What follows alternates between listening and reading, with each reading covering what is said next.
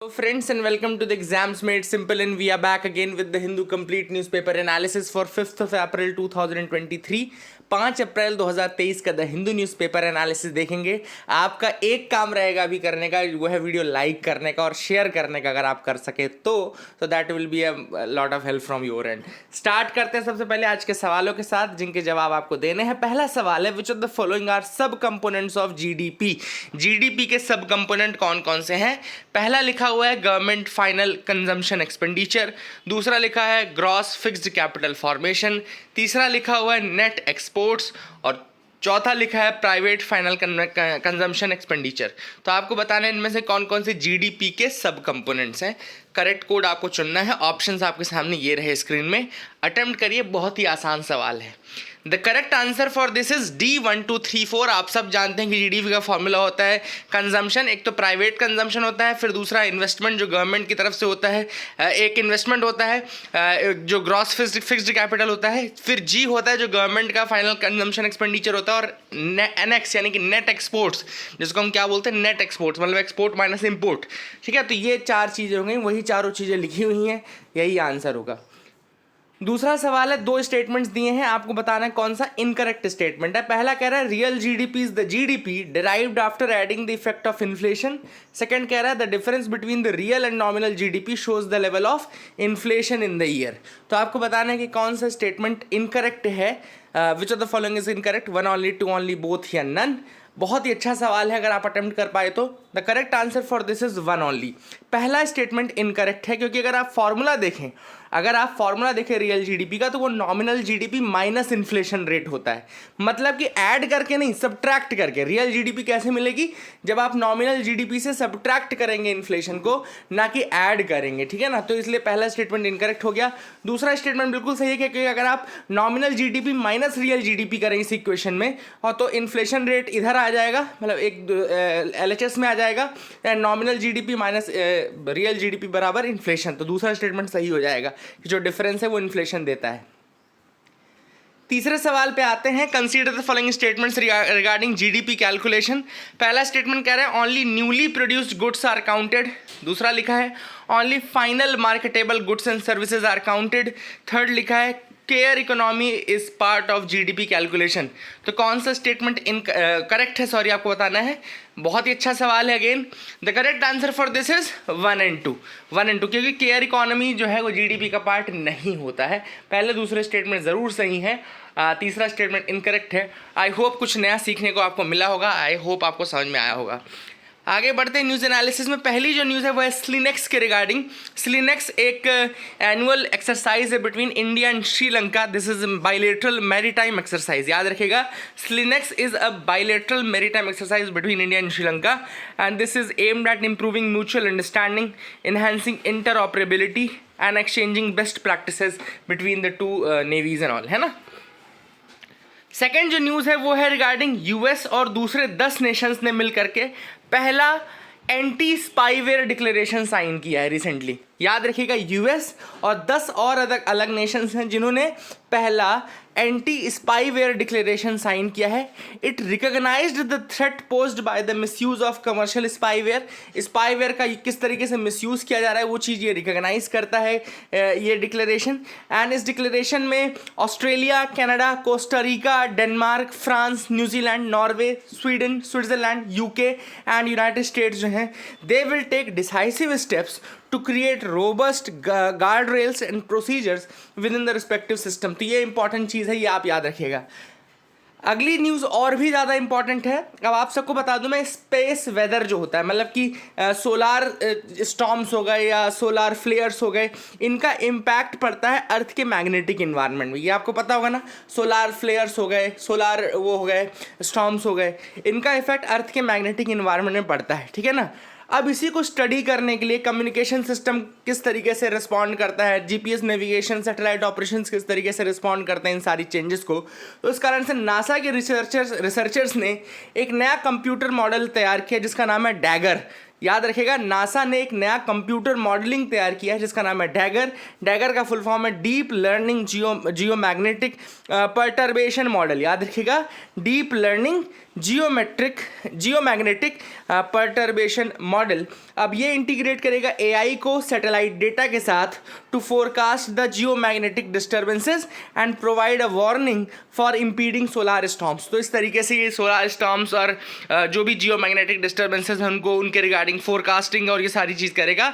AI के साथ integrate होगा ये मॉडल और इसका फुल फॉर्म है डैगर। का फुल फॉर्म है क्या? Deep learning geomagnetic perturbation model. I hope you got clarity. DAGGER अगर आपसे पूछा तो ये नासा का मॉडल है। I hope you will remember this as well. आगे मूव करते हैं, फ्रंट पेज की पहली न्यूज़ में आते हैं। Invented names will not alter the reality of Arunachal says India.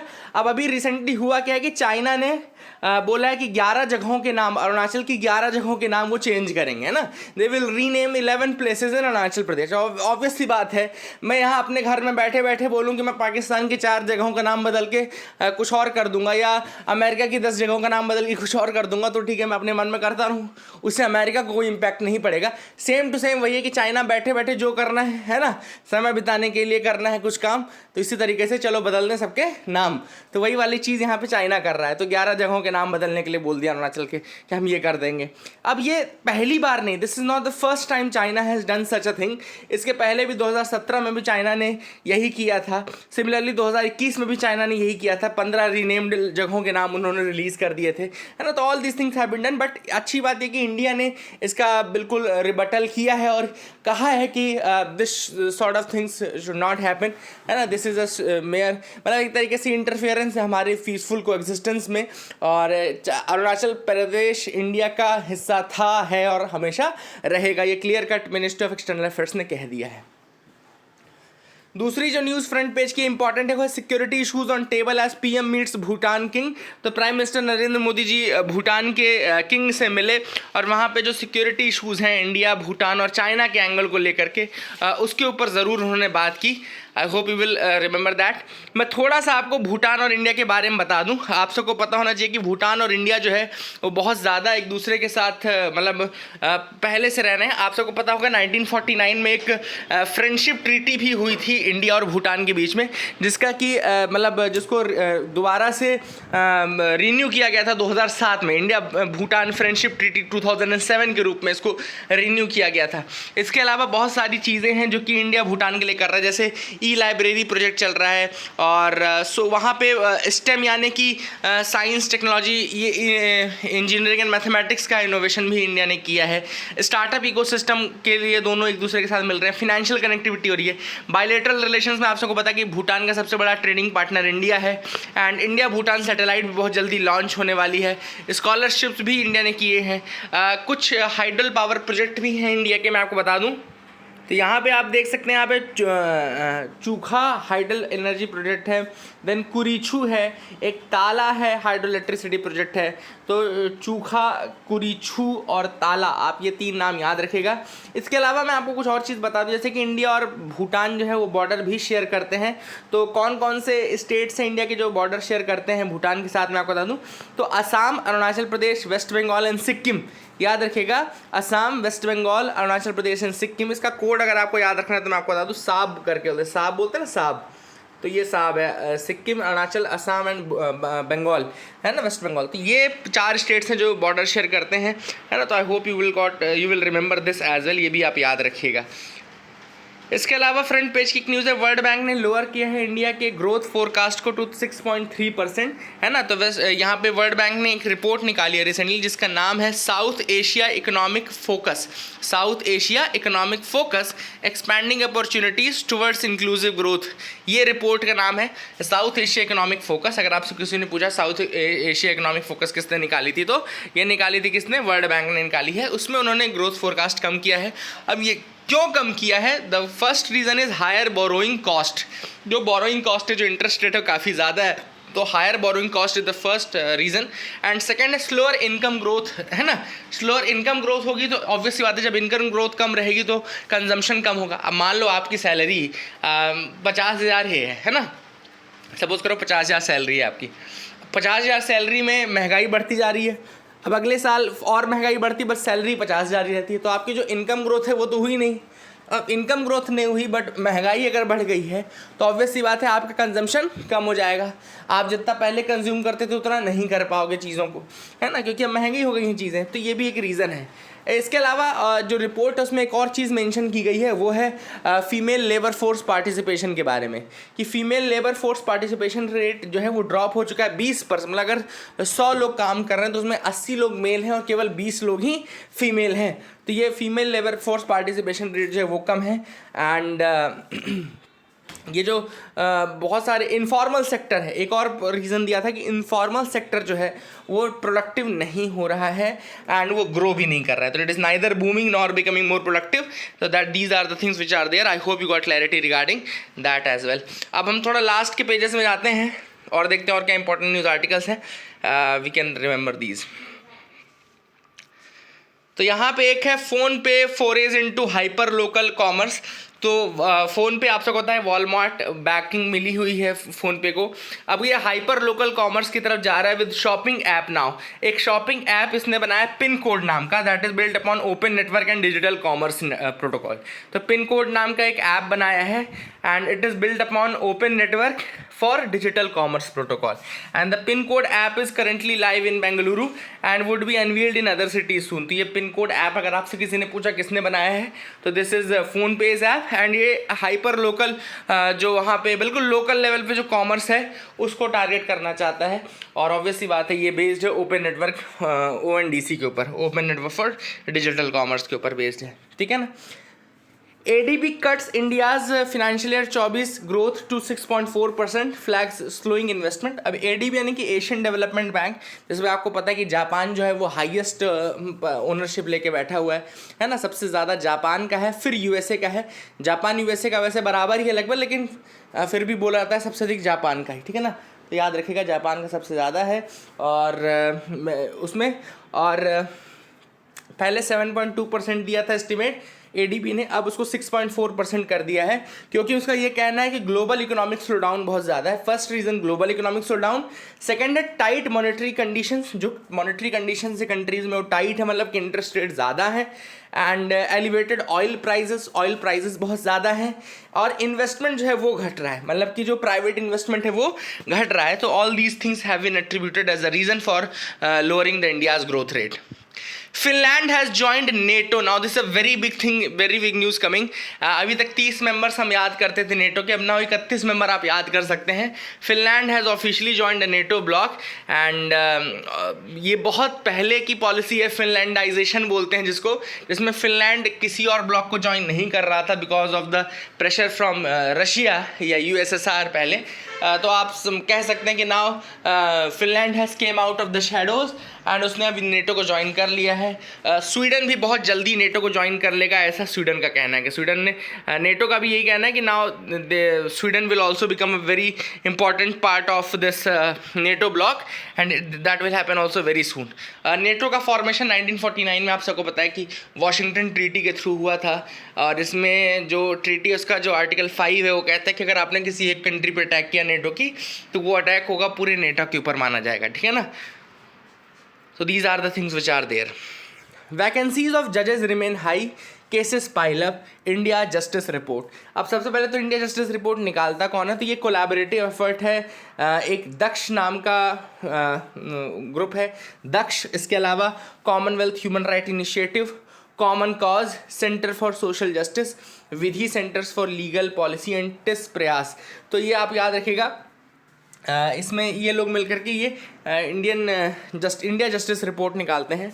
अब इंडिया जस्टिस रिपोर्ट में जो रिपोर्ट आई उसके अकॉर्डिंग ये है कि जो जुडिशरी है वो बहुत सारी वैकेंसीज़ के साथ काम कर रही है, इसलिए केसेस जो पेंडेंसी वो काफ़ी बढ़ती जा रही है।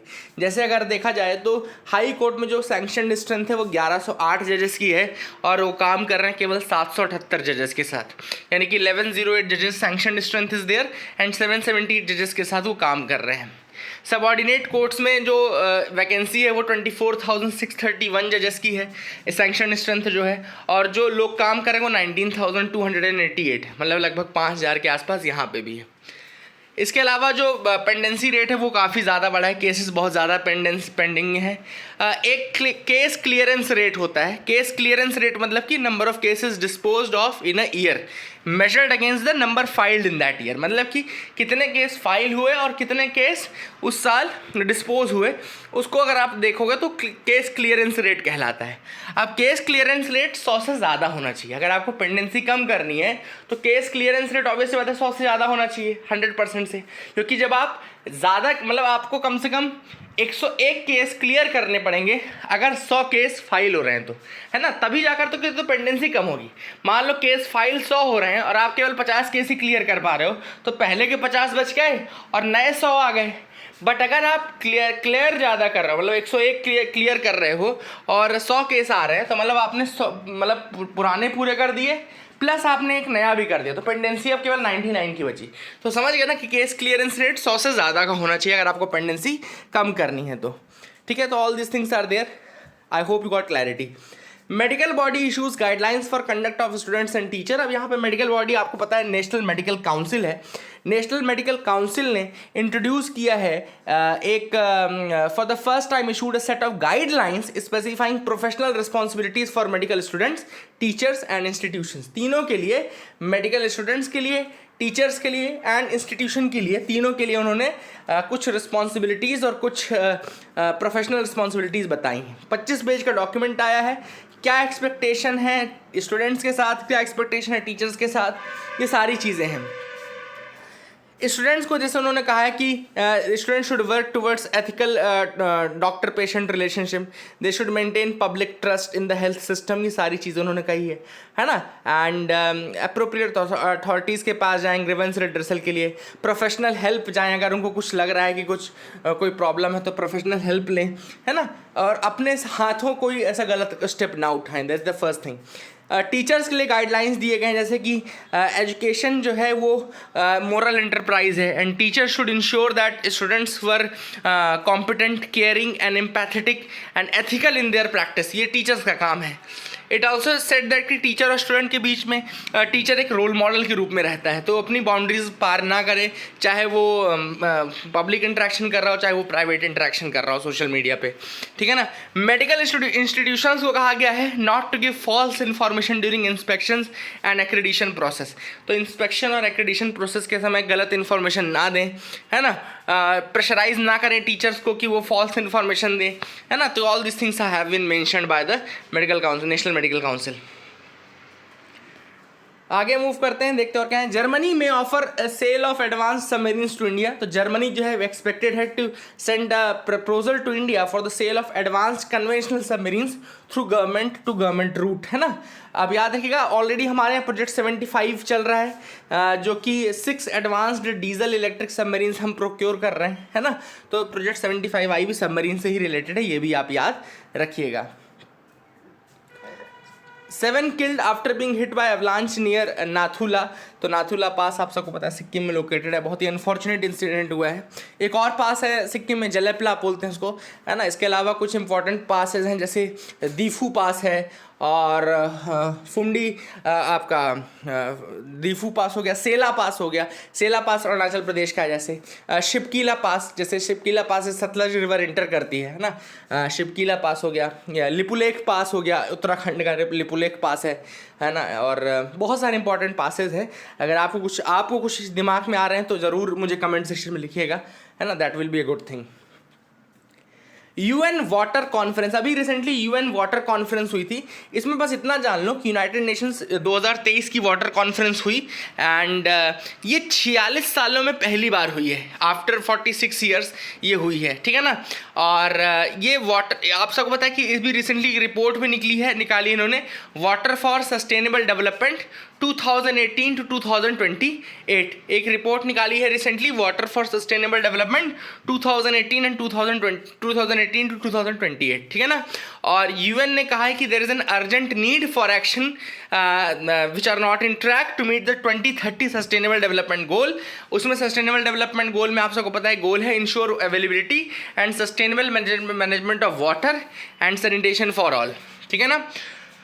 वाटर कॉन्फ्रेंस की बात करूँ तो लास्ट टाइम जब ये हुई थी तो ये 1977 में हुई थी। UN water conference last time कब हुई थी? 1977 में हुई थी।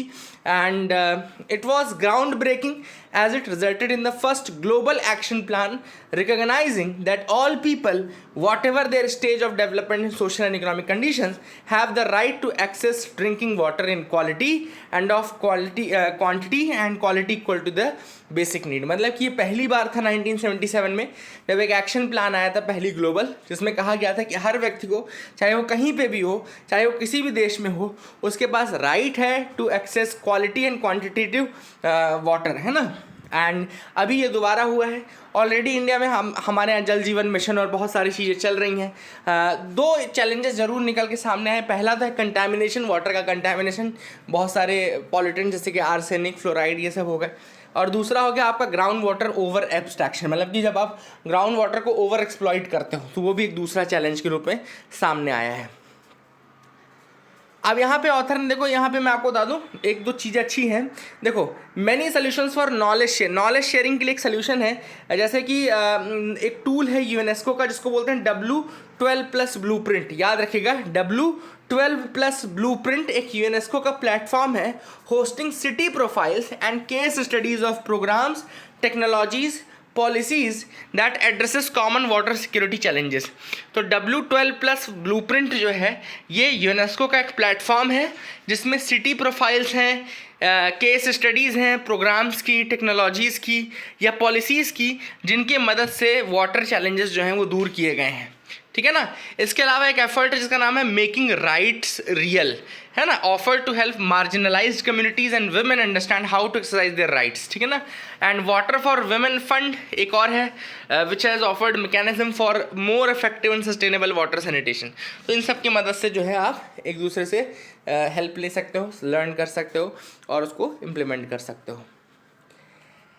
एडिटोरियल में जो हम देखेंगे वो है a new economics for a new world. देखो यहाँ पे सिंपल 3 चैलेंजेस इंडिया के बताए गए हैं। पहला चैलेंज है इंडिया का जो है वो है इन्फ्लेशन, है ना, जिसका काम आरबीआई को करना है। First is inflation. Second is negotiating bilateral and multilateral trade agreement that protects the interest of India's farmers and workers. ऐसे बायलैटरल और मल्टीलैटरल ट्रेड एग्रीमेंट्स करना जो कि इंडिया के फार्मर्स और वर्कर्स के इंटरेस्ट को सेफगार्ड करे, और इसके लिए मिनिस्ट्री ऑफ कॉमर्स, एग्रीकल्चर, इन सबको उसमें लेना जरूरी है। एंड तीसरी प्रॉब्लम है एम्प्लॉयमेंट, जो कि पहली दोनों प्रॉब्लम से रिलेटेड है। ऑथर का ये कहना है कि पहले की जो इकोनॉमिक्स थी, है ना, अभी जो इकोनॉमिस्ट हैं वो ज़्यादातर नंबर्स में और मॉडल्स में काम करते हैं, नंबर्स एंड मॉडल्स में काम करते हैं, बट वो चीज़ काम की नहीं रहेगी। द प्रीमाइस जो ऑथर ने दिया है वो ये दिया है।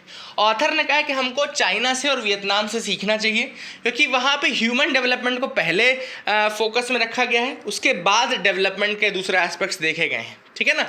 और वही चीज़ ऑथर ने कहा है कि इंपॉर्टेंट भी है कि पहले हमको ह्यूमन डेवलपमेंट के एस्पेक्ट्स को टारगेट करना है, और हमको सिर्फ पाई का साइज़ नहीं बढ़ाना है। जैसे कहा जाता है ना, पहले की थ्योरी थी कि भाई इकोनॉमिक पाई का साइज़ बढ़ाओ तो लोगों को ऑटोमेटिकली डेवलपमेंट हो जाएगा, बट ऐसा नहीं है। Only the rich is getting richer and poor is getting poorer. तो हमको फिर ये भी देखना है।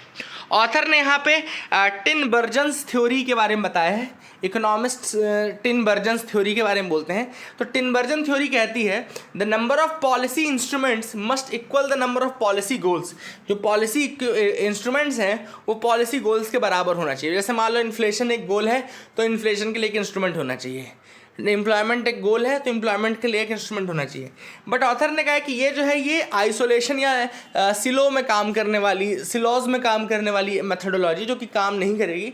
बहुत ज़्यादा कॉम्प्लेक्स है इकोनॉमी, और इस कारण से सारे फैक्टर्स मिल करके एक साथ काम करते हैं। तो these things have been mentioned in this article. I hope you got clarity. I hope आपको समझ में आ गया होगा। ऑथर ने कहा कि इंडिया की इस बार की थीम है 1 अर्थ 1 फैमिली 1 फ्यूचर G20 की वसुधैव कुटुंबकम की भावना के साथ हम आगे बढ़ रहे हैं। हमको क्या चाहिए कि नई इकोनॉमिक्स चाहिए जो कि इन सब चीज़ों में फोकस कर सके। आई hope you got clarity. Thank you, have a nice day.